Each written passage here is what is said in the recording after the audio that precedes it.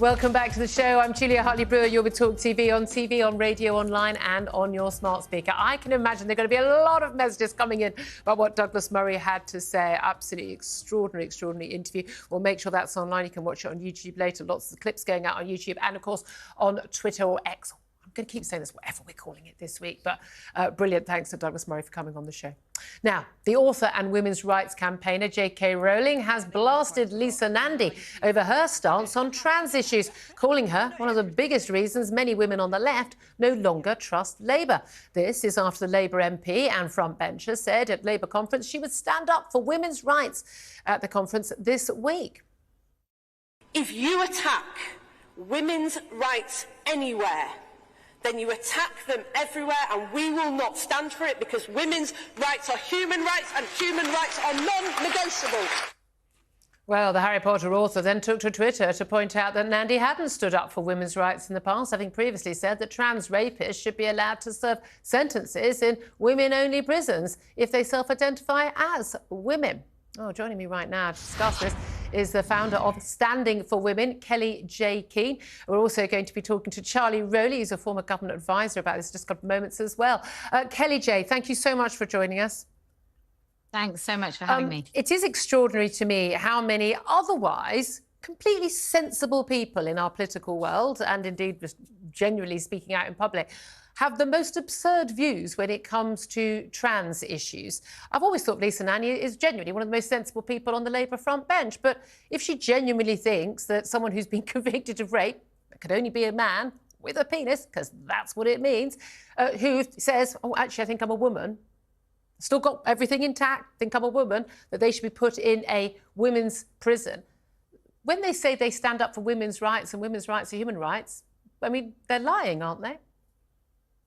Well, yeah, absolutely. Of course they're lying. I don't believe for a second that Lisa Nandy thinks women can have a penis, or that rapists, convicted rapists, and specifically the question she was asked by a feminist called Julia Long was, would you allow a paedophile rapist who'd been convicted for raping children, would you allow him, now he identified as a woman, into a women's prison? And her answer was, unbelievably, yes.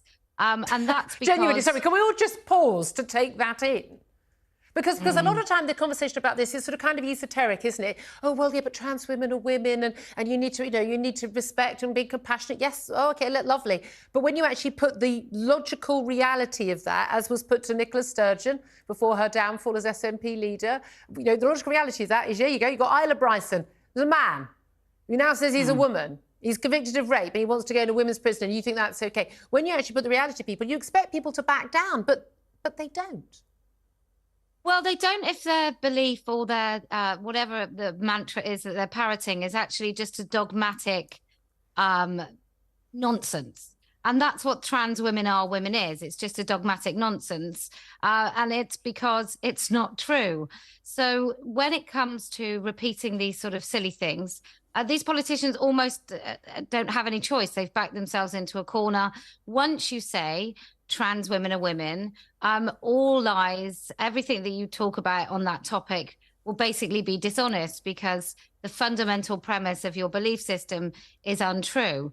And, Douglas Murray said that there will be a political price to pay, and absolutely there will, because here at Standing for Women, I certainly haven't been okay with just complaining.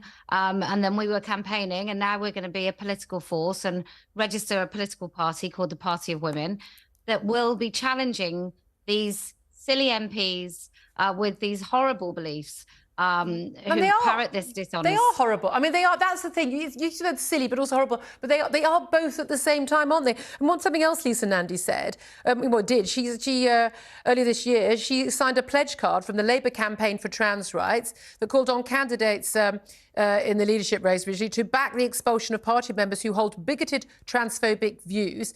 And she signed a pledge that described Women's Place UK, an organisation which simply opposes gender self-ID and wants men not to be allowed into women-only spaces, like prisons, like women's refuges, places like hospitals, as a trans exclusionist hate group. Since when is saying that vulnerable women behind bars, or vulnerable women who are fleeing domestic abuse from their partners, or vulnerable elderly women in a hospital ward unable to get out of their bed, that wanting men not to be in those confined spaces with them, that's a hateful view. Well, if you go back to the conception of this ideology, if you go back to when it was actually made legitimate, which was 2004 with the GRA, that's a Gender Recognition Act. Yeah. Yeah, the gender once you can say in law that a man can become a woman, all bets are off really for how far it can possibly go. And right now, it's so far that we're pretending transitioning children is, if you prevent that in any way, that you're somehow hateful. I repeatedly get called Nazi and hateful and a white supremacist for saying that women don't have penises. So it's we are in a really sticky place, and obviously with what's going on over in Israel, we are reminded that actually realities mean something, and there is a great price to pay for pretending that things that aren't true are true. Okay, what's your best thought on what the motivation is? Is it these politicians, and we see it on the Conservative side as well, Penny Mordaunt saying at the dispatch box as a cabinet minister that trans women are women. I think she's now recanted, I think, when it didn't go down too well in the Tory leadership campaign last year, but she said it, or assume she believed it when she said it. Do you think these people, I mean, are they stupid? Do they honestly think that a man can become a woman? Or do you think they want to be nice, they want to be liked? Do you think they think it's a vote winner? What do you make of people saying stuff which is quite clearly, so obviously untrue? Well, I think all politicians are looking for votes. Like, that seems to be the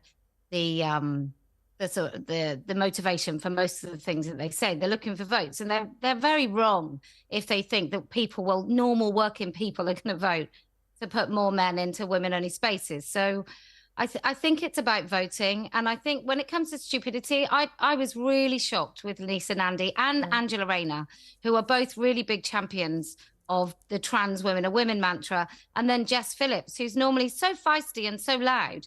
And she's been so quiet about this. In fact, she patted herself on the back for trying to get this spousal veto, which it means that if you're married to a man who decides he's a woman, that you can basically prevent him from changing the contract of your marriage. So you can say no to him having a gender recognition certificate unless he divorces you. So lots of women in Labour have been absolutely appalling, but they're not the only ones. It's right across the political spectrum. Well, I'm glad you're challenging this. I'm very intrigued by the idea of a new party of women. And again, I've always liked that movement, respect my ex if you want my ex. I think women really should speak out on this, and indeed a lot more men are as well. Thank goodness for that. Douglas Murray, we just spoke to, is very good on that. Kellie-Jay Keen, always so fantastic to talk to you. She's the founder of Standing for Women. You're taking a lot of threats, a lot of grief from a lot of people, but you're standing up for women's rights, and we salute you for that. Thank you.